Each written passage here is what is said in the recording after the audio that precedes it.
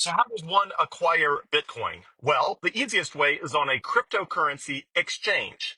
The largest cryptocurrency exchange in the United States is Coinbase. A lot of people, though, prefer River, R-I-V-E-R, river.com, because it's Bitcoin only, which means you're not bombarded with a bunch of stuff about other mostly worthless crypto tokens and all of that. So those are the two I use, Coinbase and River. Between the two, I can accomplish everything I want to do between Coinbase and River. And the way you acquire Bitcoin on that exchange, let's use River for example, because it's easier for people just getting started. You go to river.com and you download the River app on the mobile app store, and you create an account. The easiest way to do that is like with the, log in with Apple or the automatic way that your phone does it. You log in and then you can hit a button that says buy Bitcoin. And when you hit that button, it will give you the option to buy it with a debit card. Sometimes they'll let you use a credit card, or the easiest way is to link a bank account. When you link a bank account, it will use something called Plaid, Plaid. Plaid is an integration that financial apps use to link with bank accounts.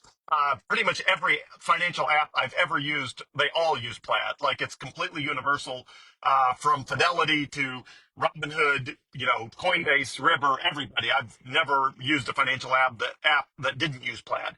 Now, if you're not comfortable, because in the process of using Plaid to integrate with your bank account, it takes you to your bank account website where you have to enter your username and password credentials to in order to link it, which is, in my opinion, safe and secure and everything. But if you prefer, River will allow you to link it with your bank account routing number and account number. If you prefer not to do any of those because you just don't want River or Coinbase to have any of your account credentials, then River specifically, it's easier to do on River. You can get it to work on Coinbase, but it's harder if you don't have a linked bank account. But on River, it's easy. You just wire the money. It gives you wiring instructions. You take those to your bank branch and you say, hey, I want to wire so much money to this banking information, and they will wire the funds. Wire uses a process called FedWire, which is how banks transfer money to and from each other. So that's the easiest way. The easiest way for most people, I know I made it sound complicated, but the easiest way for most people is just go to river.com, link it to your bank account, pick an amount of Bitcoin you want to buy, and just make sure your bank account has that much US dollars in it, and then push the buy button, and it just buys it, and then the Bitcoin's on River. And anytime you want, you can sell it on River and move the money back to your bank account, or anything you want to do. You can send Bitcoin to people for free, like I do, to get them started. You can do anything you want.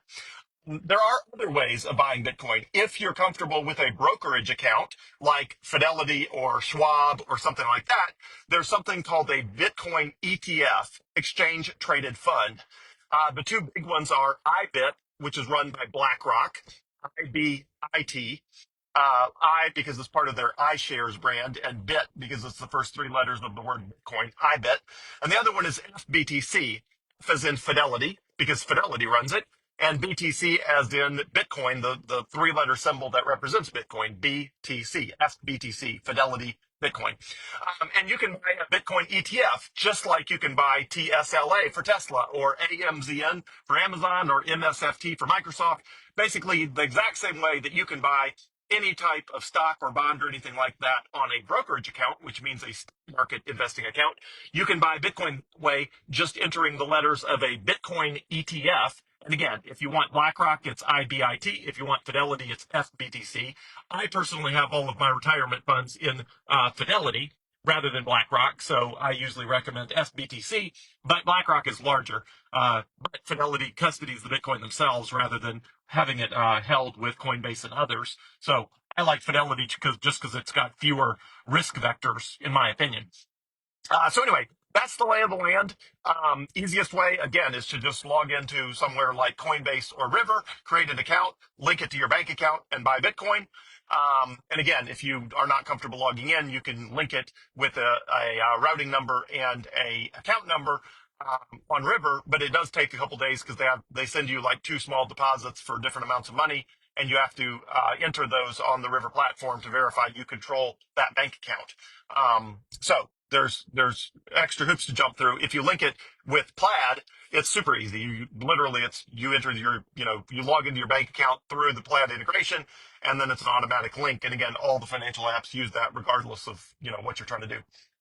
So anyway, it's that simple. River.com, link it to a bank account and buy Bitcoin, or use the debit card. If you want to buy really small amounts of Bitcoin, you can even use a debit card, but the fees are always higher to use a debit card. So that is how, again, and if you want to use retirement funds, call your financial analyst or advisor and tell them you want one of the Bitcoin ETFs, and it's either Fidelity FBTC or it's a BlackRock IBIT.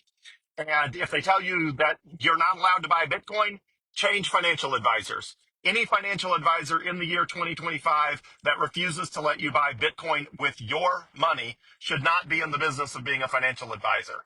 Bitcoin is the fifth largest asset in the entire world, in gold, which is much, much, much larger. And then I believe Apple, Microsoft, and Amazon, I think, are the only three companies that are larger in market capitalization than Bitcoin. So if your financial advisor is telling you you cannot buy the fifth most valuable asset in the entire world, then they shouldn't even be in the business, and I would change financial advisors. Or move your IRA, 401k, Roth IRA, move that over to Fidelity. Because if you move it to Fidelity rather than wherever it's stuck, absolutely, Fidelity will encourage and enable you to buy Bitcoin with it. And they have been a supporter of Bitcoin back to like 2014 for more than a decade now. So I'm a big fan of Fidelity. So anyway, hope that helps. That's how you buy Bitcoin. Lots of ways to do it. The easiest way is river.com and link it to a bank account. It's that simple. Have a great day, everyone. Thanks.